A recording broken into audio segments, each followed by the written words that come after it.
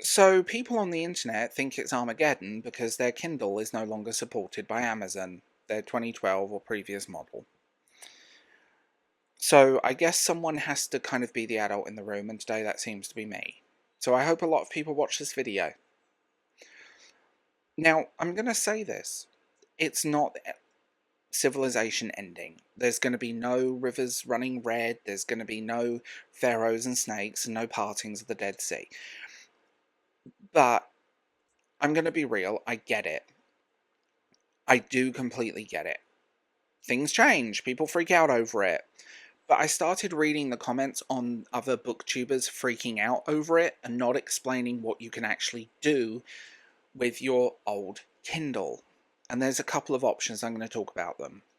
But comments like, my Kindle is useless now, I lost all my books, I'm being forced to upgrade, are completely useless and reductive at this point. They're reactionary.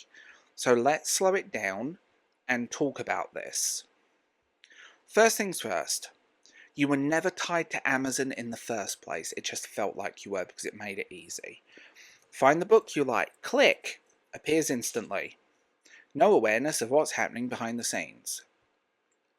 But a Kindle, at its core, is just a device that reads files. That's it. Strip away the store, the Wi-Fi and the syncing, and the nice clean interface. It opens book files. Same as your old iPod played MP3s that you probably got on LimeWire. Or are you too young to remember that? Same as your DVD, or your disk drive, it just reads discs. So when support dropped off for older models, what are you actually losing? Direct store access, cloud syncing, wireless delivery features. If you reset the device, you brick it. Again, we're going to get to workarounds. But you're not losing the ability to read. And this is the bit people seem to be missing entirely. Because the air quote secret workaround, if you don't reset the device and don't want to jailbreak it, it doesn't seem to be common knowledge anymore. No one knows how to do this, apparently. You plug it into your computer with a USB cable. You know the charging cable that came with it? You might need an adapter if you're like me and only have USB-C ports, but you can plug it straight in. That's the workaround. You drag and drop files to it. It's a whole thing. We've been doing this since before some people watching this video were born. And I'm not saying that to be condescending, it's just we're so used to things being wireless and instant, the idea of plugging something in now feels like rebuilding a satellite to some people. Okay, let me walk you through it properly. Sarcasm and jokes aside, because I want this part front and centre. If you've got an older Kindle, unsupported whatever, this is how you use it, and I'm talking specifically about e-readers, not tablets. Get your book file, EPUB, Mobi, whatever you've got. If it's not in a Kindle friendly format, you can use Calibre. Calibre is amazing.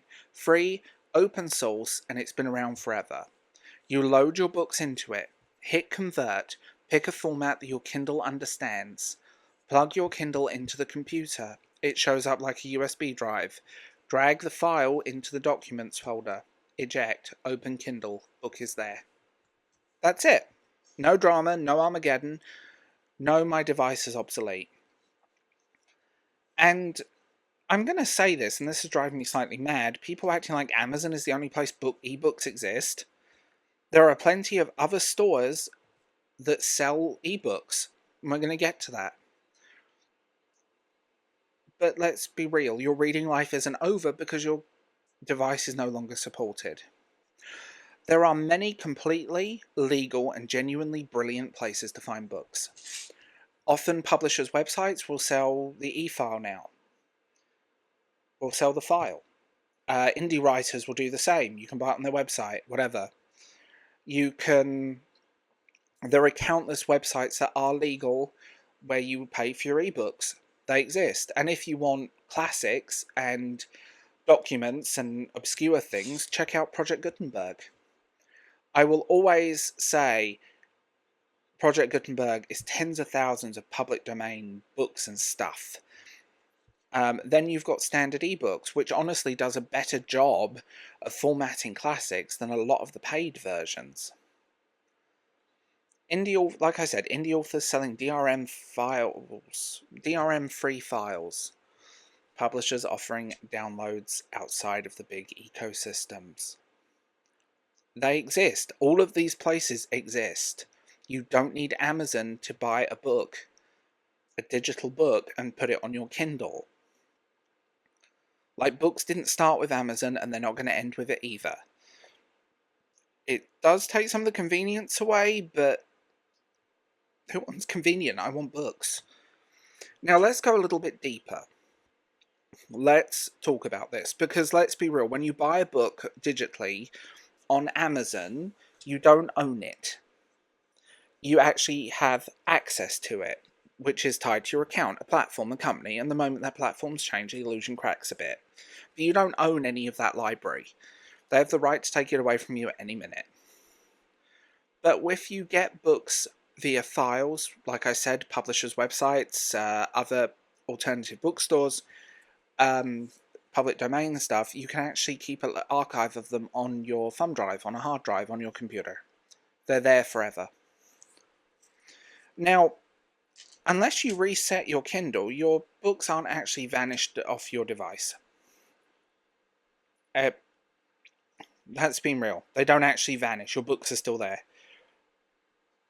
But I do think it reminds people you don't fully control the system that you're using. But instead of reacting by learning how things work, people are just panicking. And I don't mean that harshly, I think it's just unfamiliar territory now. There's a lot of people that don't know how to sync files. Which shocked me, actually, looking online and researching this. A lot of us move towards streaming instead of owning, cloud instead of local storage, automatic instead of manual. So when someone asks, what do you even you to do a tiny bit of work, like plugging in a cable, it feels like a step backwards. But honestly, if you want the honest truth, manually putting your books on your device, knowing that where these files are, knowing you have them backed up, that is freeing as hell. I love it. I rarely buy books on Amazon for my Kindle, just so you know. Let's go further down the rabbit hole, though. Let's go down. There is a whole world. Now, this is purely for educational purposes only. There is a whole world of jailbreaking. Older Kindles, especially, have communities built around them. People installing custom screensavers, alternative reading software, tweaking performance, unlocking features Amazon never intended. I'm not saying everyone should go do this, but the fact that it exists kind of proves the point. These devices aren't dead. They're just no longer being front and center in an ecosystem. So, for educational purposes only, you could jailbreak your Kindle. I'm just going to say for educational purposes only because I don't want to get sued.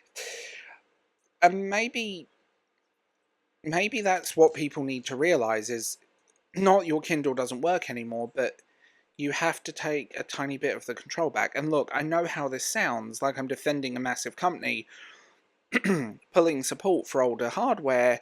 I'm not. Planned obsolescence, there we go, is a real thing. Tech companies absolutely push people towards upgrading.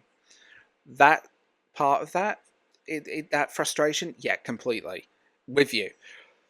But this specific situation, it's not the disaster it's being made out to be. It's not even damn close. Your Kindle still turns on, it still holds a charge, and it still opens books. Still lets you sit there in the quiet, away from notifications, noise, and algorithms, and just read.